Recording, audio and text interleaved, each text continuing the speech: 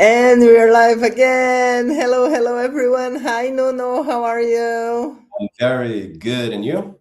Very good. I'm Fernanda Nis, teacher at the Rose Meditation. And again, I have Nuno here with me. And we are in the middle of a challenge. It's a 30 days challenge. And the objective is be more present, be more aware, develop your focus, like learn how to deal with those crazy a lot of external things that completely mess up with our focus, right? Yeah, Because the very problem is demanding nowadays. exactly the problem is not just the focus, is the overstimulation, the amount of things that happen around us to call our attention. So, we are doing this challenge, this 30 days challenge, to give you tools to learn how to deal with all that. And the objective is not to get crazy with all this information around us, right, Nono? Yes, yes. Keep our sanity, right? At least trying to. So here we are again. In order to remember or to remind you of everything that already happened, we had the first week, we were training the breathing exercise. If you are arriving today, it's not a problem. But my suggestion is begin from the very beginning, the first exercise. It doesn't matter if you are 2 weeks late. It's not a problem. It's not a competition. It's a personal commitment in order to get more focus, to have those tools to help you to thrive through those crazy days, right? hmm So, first week we were training some breathing exercise, and the objective of those breathing exercises it was to rebalance your body, rebalance your biology, train or quiet down your mental Instability. waves, stability in order to be more present. So you want to explain the exercise that we had the first 2 days, the first 2 weeks, no, no? Yes. So the first one that we shared, and that same exercise will be done for this first 7 days of the challenge. Mhm. It's box breathing. Box breathing became very popular, as you know, and is an exercise that you organize the breathing cycle in 4 moments to inhale, to hold your breath, to exhale, and to stay on an empty breath. And the duration of each one of these 4 phases is exactly the same. For example, 4, 4, 4, 4. But not only the rhythm is important, but also the way that you're breathing. So, breathing through your nose, breathe in a silent way. If you're new to breath work, use belly breathing or abdominal breathing.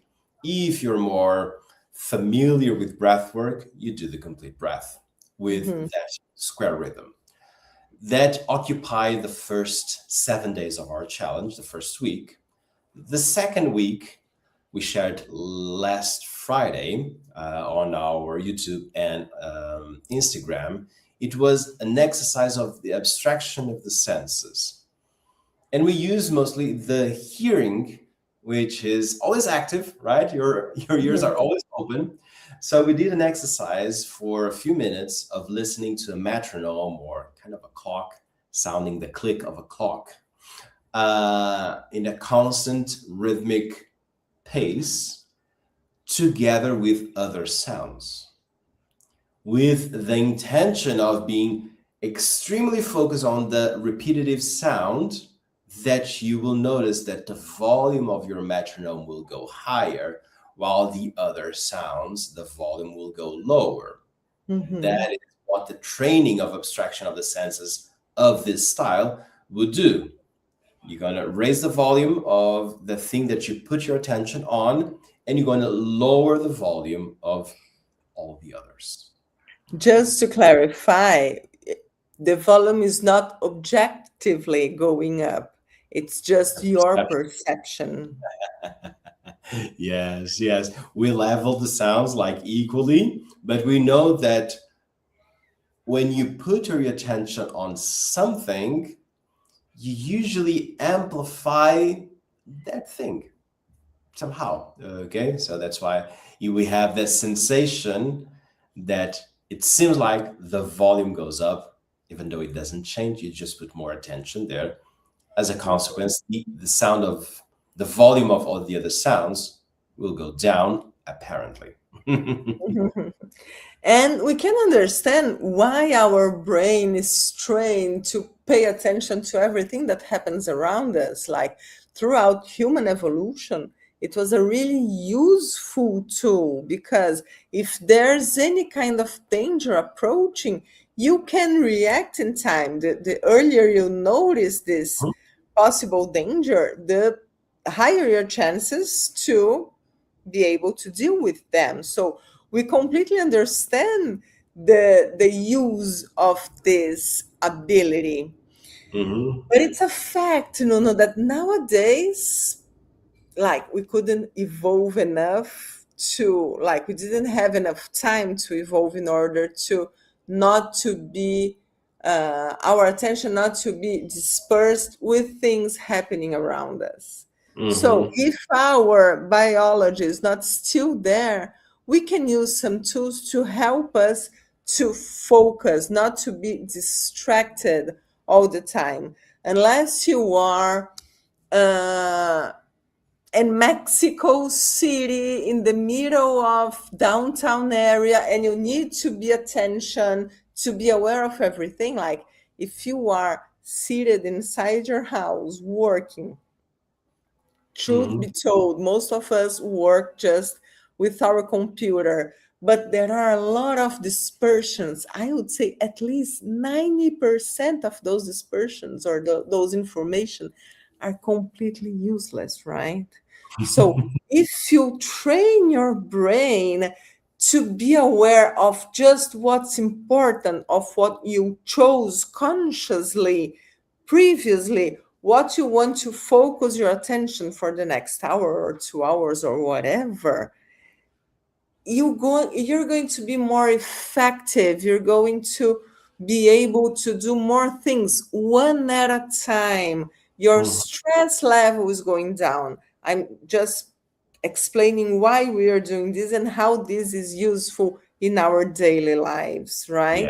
yeah. So if you are uh, if you have something to do, research, a preparation, an Excel sheet, or something like that, it's really useful to be able to focus. So, Hmm. this is one of the examples of the daily uses of those exercises. The same way we learn how to breathe in our classes, and when we go out, we are not worried. Okay, I'm going back to breathe the wrong way. No, if you learned, you are going to incorporate in your daily life. The Hmm. same thing with this focus exercise, this uh, senses abstraction exercise. So, firstly, the first days you are going to train it, the first thing to do is to close your eyes. Because if you close your eyes, you are not seeing a lot of things that are going to call your attention and bring Hmm. you dispersion, right? Yeah. You want to say something? No, no, no. Go ahead. Go ahead. Okay. So if you can close your eyes, you can notice that a lot of things just disappeared, calling your attention. But if in your, I'm going to give a personal example. I was doing something that really needed my attention this morning. So I decided, okay, no phone, no WhatsApp, no phone Not. buzzing with any information because I really needed to be focused on what I was doing in order to do it the right way and not to take forever to do it. Hmm. Then I did it. But this is already exhausting, right? I worked for 2 hours and then I was like, Okay, I'm tired because I had to pay a lot of attention and I train this focus for 30 years now. So I'm pretty decent doing that. But there's one thing that's even more exhausting than that. That is trying to do that with your phone bleeping and messages here calling my attention and maybe the TV on and then someone talking to me, for example. That would be a mess. I would still be doing that task that I had to do, and probably there were going to be a lot of mistakes in that. Hmm. So if you need to do something that needs your attention, and if you are trained to do that, cool. Of course, if you can lock yourself in a room and don't get bothered by anyone personally or virtually, that's good. But let's be honest, it's not everyone's reality. No, even nowadays, it's in person and online. You have that kind of always available kind of Mm-hmm, default behavior, mm-hmm, which can be very, very demanding and overwhelming for most of us, right? mm-hmm, mm-hmm, Just to complement, I think, as you said, you need to have both skills. Like if when you've mentioned about Mexico City, it is about, is it your safety uh, at risk. at risk? If it is, then you need to be fully aware. You need to like pay attention to everything. But if not, why are you still in that mode? It Mhm. doesn't make sense. Why are you sitting on a comfortable couch, watching Netflix, scrolling on Instagram, talking, and doing a lot of things at the same time? You're going to do everything wrong. Okay. And it is not about your safety in that sitting on your couch, not at all. Okay. So Yeah. it is something like the do not disturb on your hotel room, that sign. You need to train when to put the sign on It's valuable. and be brave to respect the sign because it's on your wrist, it's in your hand when you grab your cell phone, when you're working on your computer. Uh, and one tip that I give, of course, training, the exercise that we did is a great workout for that. But when you sit to do a task, decide if you need full focus or you just need to be available for others. Mm-hmm, Because you have tasks that you need to be available for others. mm-hmm, And it's mm-hmm, not wrong. And you should not blame yourself for doing that. Okay? But you need to decide, not have a default behavior. Because if you have a default, I'm pretty sure it is always available, always online, always overwhelmed. And that's not sustainable. And then when you need focus, you can't. It seems like you're trying to focus, but then you open Instagram. mm-hmm. Why? You need Yeah. focus. You were grabbing the phone to put it in silent mode, in airplane mode. And why did you open your Instagram? The big question is why? And it's your default thumb that clicks. It was Yeah. just on flight mode, for example. Yeah. So one of the biggest suggestions that I give is when you start a task, decide the level of how available you can be. Okay, Yes. and then uh, keep straight. And so do what you meant. Okay, Mm-hmm, it means I'm not available for 1 hour. You're not available for the next hour, and respect mm-hmm, that. Okay, mm-hmm. Yeah. I think Yeah. Of that's a course. great tip to give to people that feel overwhelmed all the time because of this. And training, of course. Mhm. Yeah. And I was thinking about people that we mentor and we share a lot because we change experiences. Those people that are more available are usually those people that don't they are not able to finish their tasks because they are available all the time, and everyone is thinking about their own demands, Yeah. so they're going to call the others. If I'm doing someone else's task, I'm not going to be able to do mine. And Hmm. usually people that put those limits in a nice way, it doesn't have to be rude. It can be nice, but if you put limits, look, I need those. Most of us, of course, I'm sure that there are people that be uh, cannot be available 7 or 8 hours a day. For example, heart surgeon, a brain surgeon. This person has to be focused for longer. But most of We us hope that so. sorry, We hope so. we hope so. They are not in Instagram. But most of us, we need 1, 2 hours a day of Absolutely. focus, Yeah. non-negotiable focus, and the other hours you can be available. So Hmm. if you manage that, it's just like a matter of to decide if you can do that, your life is going to be easier, you're going to do your tasks more efficiently, so you are going to be available to help or to orient others for longer. So it's Hmm. just a matter of organization. Yeah. Yeah. Sometimes we don't do that because we don't know that we can. It's one of the first things that I talk to people that I mentor. Put Hmm. those limits, have those times to do just those tasks. Understand what time of your life of your day you are more available or more focused or more aware, and that's it, boom. But if you train this kind of exercise every day or 4 times a week or 2 times a week, is better than nothing.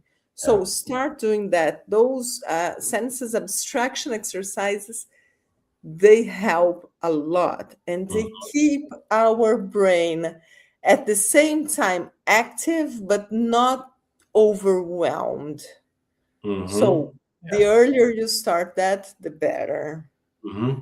Can we give, I think, a few other examples? Of course. Not to make it too, never too personal, but when you are in a restaurant, for example, and you have a great waitress, for example, and it seems it's reading your mind. A good waitress is probably very available for the intention of the customers. Mm-hmm. So that person is with it is focused on being available, on reading the Mm-hmm. room, reading, and you are having multiple communications, like if the person is enjoying or not, if they're missing a napkin, if whatever it's needed, they want the check to pay, or they are just entering. Oh, you give the menu in the wrong language.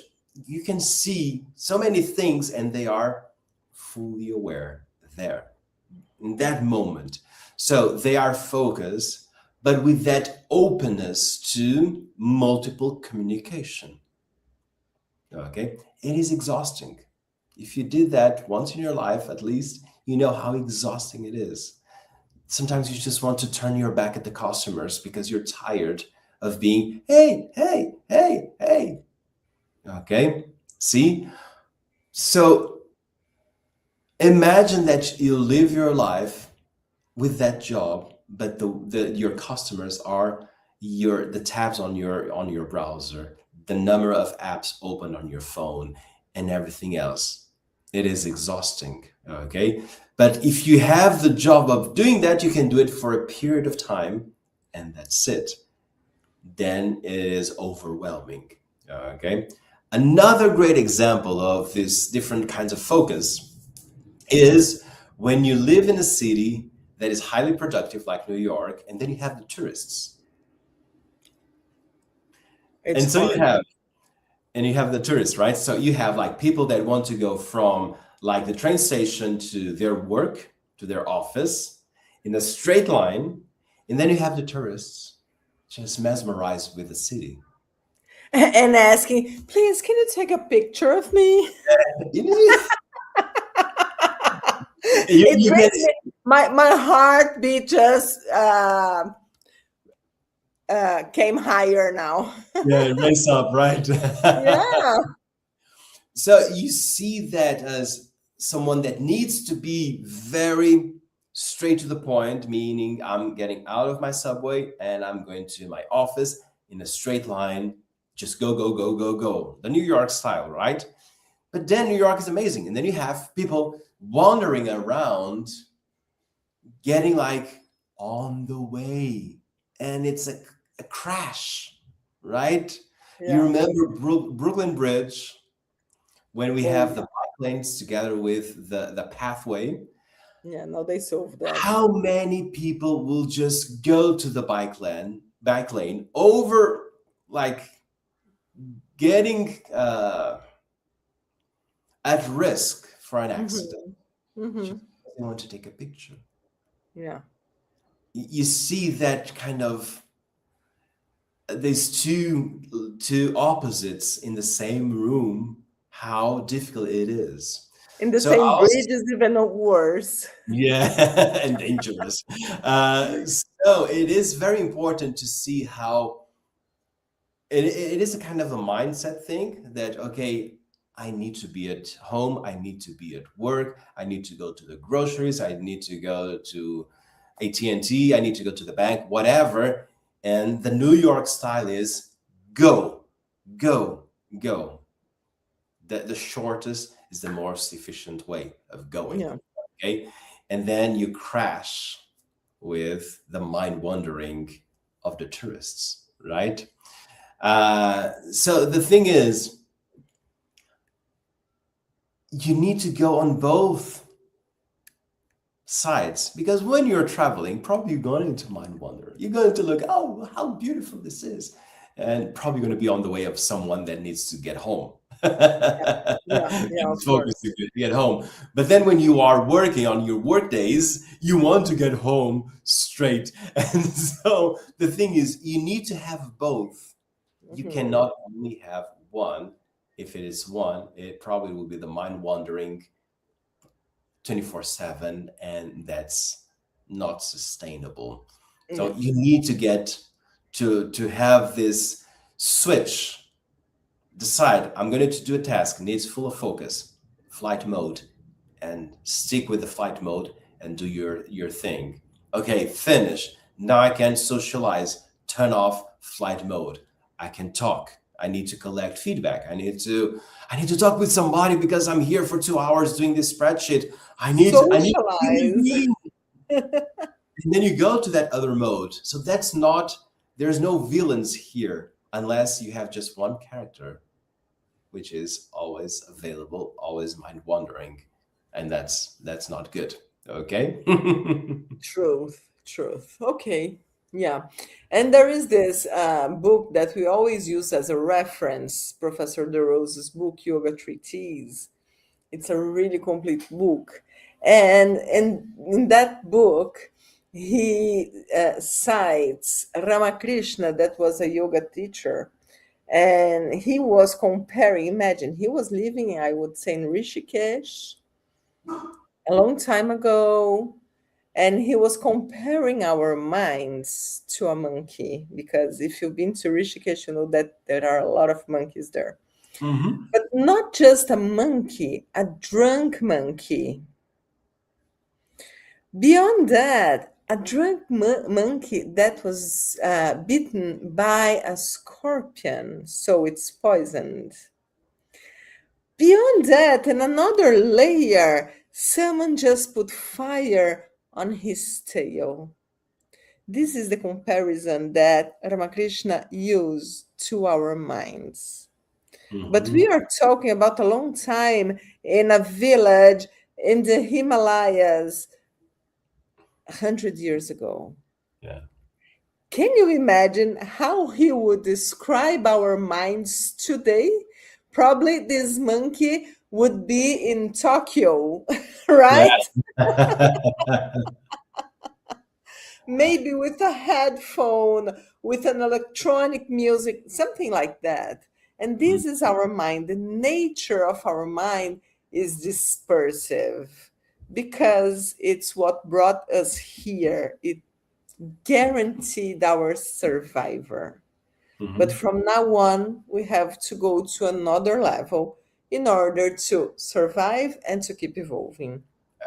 So those exercises that we do, they're going to help you to thrive through all those nowadays challenges. So tomorrow we are going to record our next step in our challenge, Yeah. The third one. the third one. And we want to hear from you. Give us your feedback. If you didn't start yet, start from the first step.